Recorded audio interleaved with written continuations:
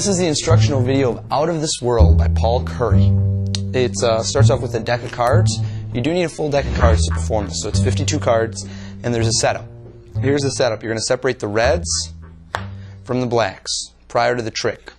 Now, something that I recommend for you to do, and this you don't need to do this, but if you do this and you have a card set up like this, then it'll be impromptu. You could do this at any time.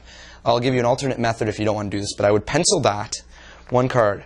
This 8 of diamonds is pencil dotted right on this corner and this corner. Okay? And what you're going to do is put the reds below. Okay, so if you pencil dot a red card, have that on top of the reds and then put the blacks on top of that. At this point, the way the trick works is it's almost self-working. So you have a person pick out a card. Make sure they pick out a card from the top half. So just go slow and have them touch one. And have them guess what it is. It's going to be black. So you put it aside. Have another person pick one from the bottom half. Have them guess it's going to be red.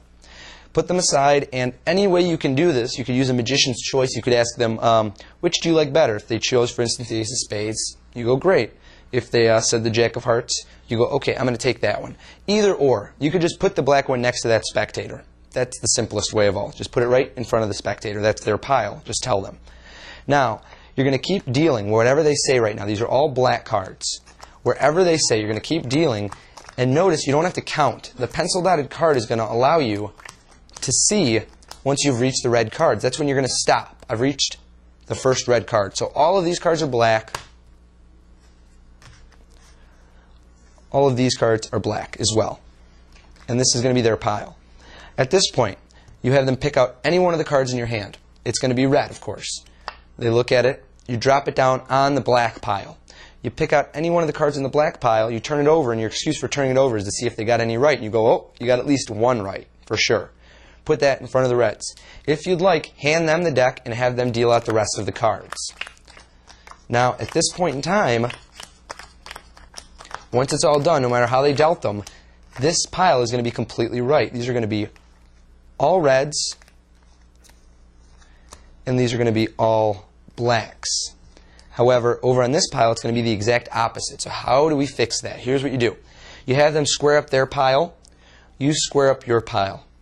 And now what you tell them to do is go ahead and turn your pile over. Now, when they're turning their pile over, everyone's going to be focused on them. Here's what you do. You turn over every card in your hand but the bottom card. Okay?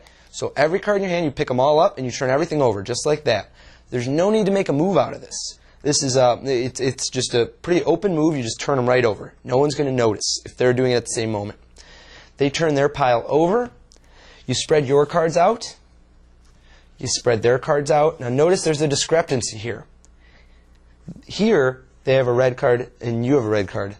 Or I'm sorry, you have cards and they have two face down. You only have one face down because of the turnover you did. No one is ever going to notice that. Don't worry about it.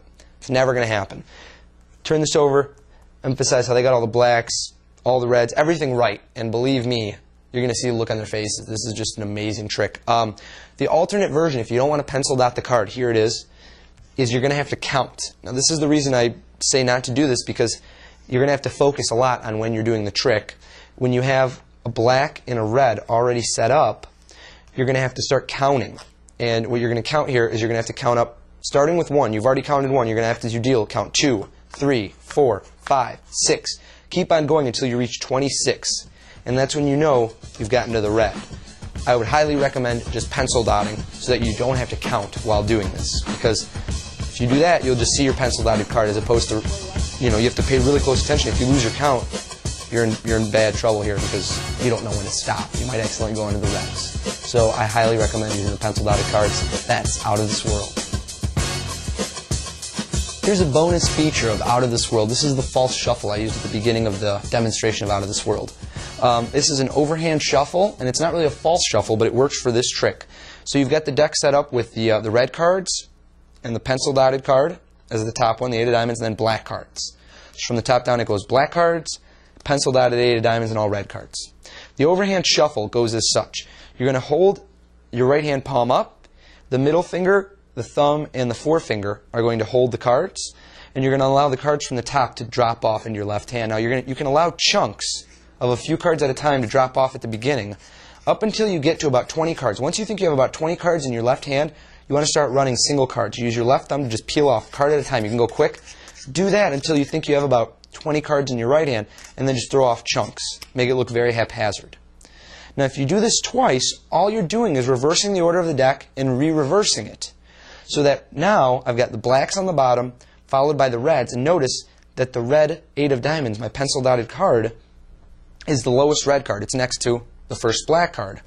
So when I do this in reverse, throw off chunks until I get to about 20, then just run single cards for about 9 or 10 cards, then start throwing off chunks again. You see I'm throwing off big chunks.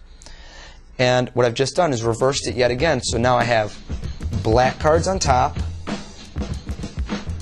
and then the first red card is going to be that pencil dotted card, followed by all the red cards. So what this does in essence is if you do 2 shuffles like that on the offbeat while, pattering about the effect in ESP and Sixth Sense, it looks like you've mixed the deck carelessly, but all you've done is reverse the reds and blacks and reverse them back again, and you're ready to go with the trick even though it looks like you just shuffled the deck. That's the false overhand shuffle used with Out of This World.